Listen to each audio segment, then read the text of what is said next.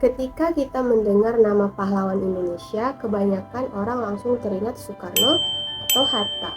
Namun ada satu tokoh besar yang pernah dijuluki sebagai Bapak Republik Indonesia, yaitu Tan Malaka, seorang revolusioner, guru, filsuf, atau buronan internasional sekaligus tokoh yang pemikirannya terlalu berbahaya bagi penjajah Belanda. Ironisnya, namanya justru lama hilang dari buku sejarah Indonesia. Tan Malaka lahir di Sumatera Barat pada tahun 1897 dengan nama asli Sultan Ibrahim. Ia berasal dari keluarga Minangkabau dan dikenal sangat cerdas sejak kecil. Karena kepintarannya, ia mendapatkan kesempatan belajar di sekolah Belanda hingga melanjutkan pendidikan ke negeri Belanda. Di saat Tan Malaka mulai melihat ketidakadilan kolonialisme, ia sadar bahwa rakyat Indonesia diperlakukan rendah di tanahnya sendiri. Pengalaman inilah yang membentuk pemikirannya tentang kemerdekaan dan keadilan sosial. Sepulang dari Belanda, Tan Malaka bekerja sebagai guru di perkebunan tembakau Deli di Sumatera Timur. Namun ia terkejut melihat kondisi para buruh pribumi yang hidup miskin dan tertindas. Dari situlah ia mulai aktif dalam pergerakan politik melawan penjajahan Belanda. Tan Malaka percaya bahwa pendidikan adalah senjata paling penting untuk membebaskan rakyat. Ia bahkan mendirikan sekolah rakyat yang mengajarkan murid-murid berpikir kritis. Karena aktivitas politiknya, Belanda mulai menganggap Tan Malaka berbahaya. Ia ditangkap lalu diasingkan ke luar negeri.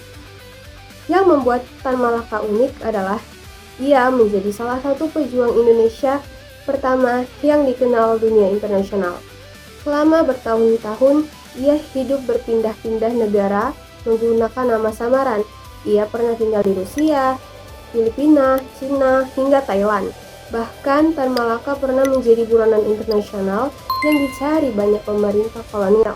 Namun di tengah pelarian itu, ia terus menulis tentang kemerdekaan Indonesia. Salah satu gagasannya yang terkenal adalah Merdeka 100%. Karena menurut Tan Malaka, Indonesia tidak boleh setengah merdeka atau masih dikendalikan oleh asing. Kemerdekaan harus benar-benar penuh. Selain pejuang, Tan Malaka juga seorang pemikir besar. Ia menulis buku terkenal yang berjudul Madilog, singkatan dari materialisme, dialektika, dan logika. Lewat buku itu, Tan Malaka mengajak rakyat Indonesia berpikir rasional dan ilmiah. Ia percaya bangsa yang maju bukan hanya bangsa yang berani melawan penjajah, tetapi juga bangsa yang mampu berpikir kritis.